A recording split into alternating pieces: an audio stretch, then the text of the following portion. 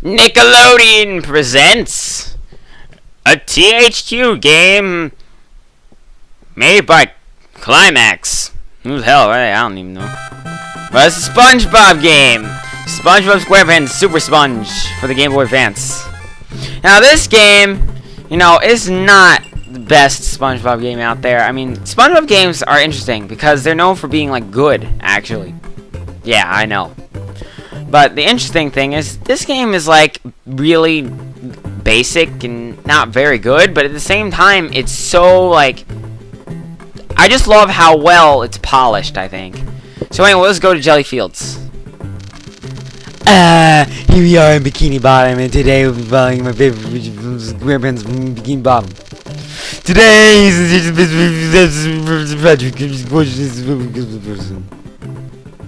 Gary's like half as big as he is. Look at that, Gary's as big as SpongeBob is. That's very disproportional. Oh no, not your game. You know what you want. In best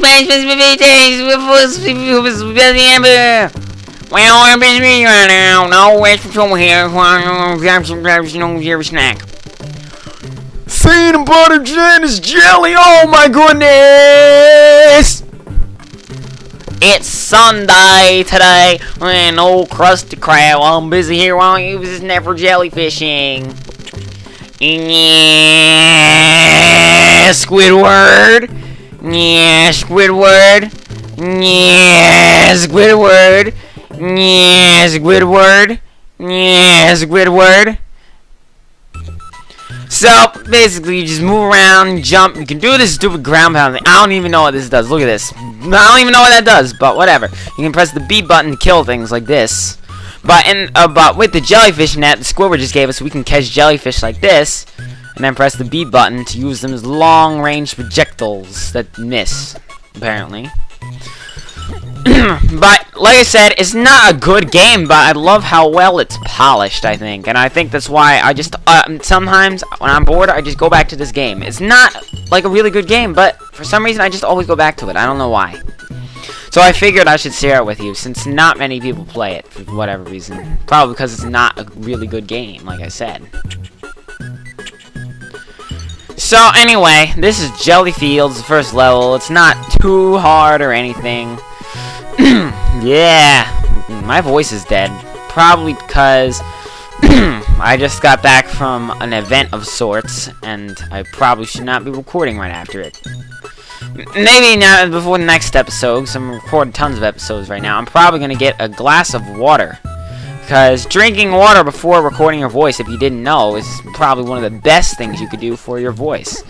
And that's what professional voice actors actually do. So, there's a tip for you right there. Also, make sure that water is not ice cold water. Actually, it's better if it's room temperature. It's not exactly the most refreshing, but it is the best for your voice. Soda, no. Root beer, worse. So yeah. But as you can see, these levels are pretty short, so I'm going to try and make it through one 4-level section known as a world every episode. Now, this is a 1-level gimmick level, right? And the 2nd level of the game. So, like I said, these are kind of things that make it not a good game. Like, you don't do 1-level gimmicks in the 2nd level of the game, because it just confuses people, right? Know about the passwords climb without the I. I think it's a nice touch. Now, passwords, I'm not a fan of them, but I think it's interesting when they make passwords that are more rememberable.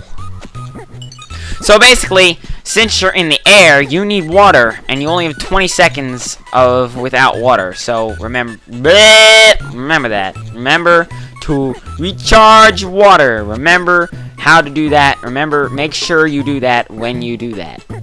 Yeah. So anyway, I just kind of was like, the other day, I was like, this game's really fun, because see, if you didn't know, Hurricane Sandy hit our area, like, I think it was like a month ago? Yeah, a month ago. And so, oh, there we go. No!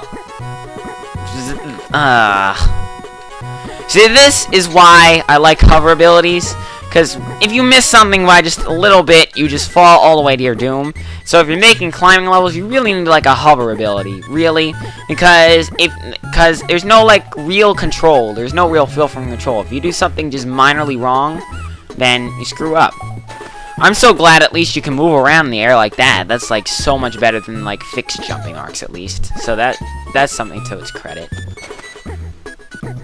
Anyway, so during Hurricane Sandy, I just dug out my Game Boy Advance SP because my DS was out of power. So I dug out my Game Boy Advance SP, and this game happened to be in it. So I was like, oh, this game! Oh, it seems like if you ground pound on these a few times, you go bounce up just a bit higher, which is a nice little touch thing. Though I don't get why bouncing on birds makes you do that. Yeah. So it seems like if you ground pound and hold X, then you bounce really high. So yeah. So that's that level. Yeah. Fish Oaks Park. So you see they're kind of taking knife. Kind of. Kind, actually, but it's close enough. As you can see, they're like taking gimmicks from the early episodes of SpongeBob. This came out in like 2001, 2002, so this is the first and second season of SpongeBob, so maybe part of the third season. If it came out in 2002, then the third season. See, when SpongeBob first came out, I just immediately like loved that show, and then the movie came out, and then after that, Steven Hillenburg dropped out of being the main director of the show. Up, if you stay on the hooks too long, you go up. That kind of makes sense. I just forgot about it. Yeah. As you can see, there's also lots of checkpoints. That also makes this a bit more digestible. I mean, they don't show the checkpoints, kind of like Super Mario Land in that regard, but I think this game is so much, like, more polished than that game. So, I mean, it's a very basic game. Like, I mean, there are a lot of things they could have done better, but at the same time, what they did was so well polished that you almost can't hate it, you know what I mean? If you make a bad game and make it well polished, then people are gonna like it. If you make a really complicated game but don't polish it well, then people aren't gonna like it as much. That's my theory. So you can do something really daring and different, but if you don't execute it well, if you don't put the time into making sure everything in it is perfect, then that idea that you had, that might have been a good idea, you know, might not be as successful as you'd want it to be. So now we're in downtown Bikini Bottom, and okay, that one doesn't work. We could have jumped over that guy if I knew how to jump like that.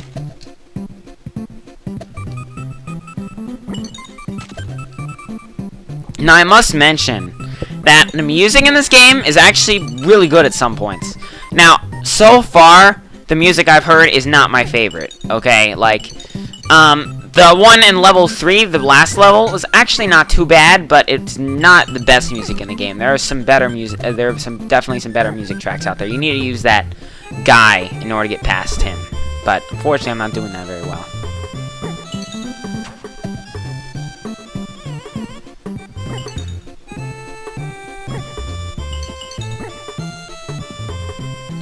So, anyway, here's the thing I don't get about this.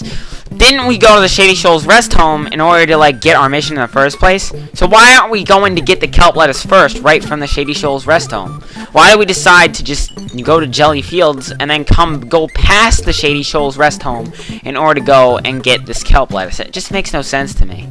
It's, like, stupid. It's like saying, I need to go to the bank, to the store, and next door. No, not like that. I need to go to the bank, I need to go to the store, and then I need to go to my haircut place, which happens to be in the exact opposite direction of both of those places. And it's like, I could go in my haircut, which is like 5 minutes away, and then go to the store and all that, which would make more sense, because, it's a better, you know, loop or whatever. And you don't have to go right past your house. You can go in a more direct line. Or if you go the other way, it's like stupid. I don't know. Anyway, this music is actually not too bad. Although I do have to say it's not my favorite music to use for a boss. Now, what I shouldn't have done is I should not have eaten that hamburger that was on that top platform right away, because now I might be screwed. Basically, you just catch the jellyfish and throw them back at him. So you just kind of wait for jellyfish to spawn, make sure you don't get hit by Squidward's tentacles, and then you're good. And you can catch tons of jellyfish at once if you get your net right. So you can get 3 good hits for, like, basically 1 hit on your side. Because that's one thing about this game, is you have to realize that you are going to get hit. That's the reason why they have a huge health bar in this game. Because you just are going to get hit. It's just a fact that you have to admit. You have to just get used to. Unlike other platformers where you might not have that, where you might, you know, have like only 1 or 2 hits. I can't believe I successfully did that. So it's just something you need to get used to. You just are going to get hit. There's one boss in particular where there's just no way you're going to dodge it all.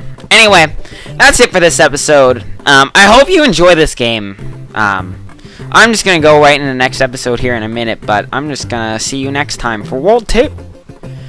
So, hope you enjoy this little quick play. Hope you enjoy my other stuff, too. I'm MML. Until next time, folks.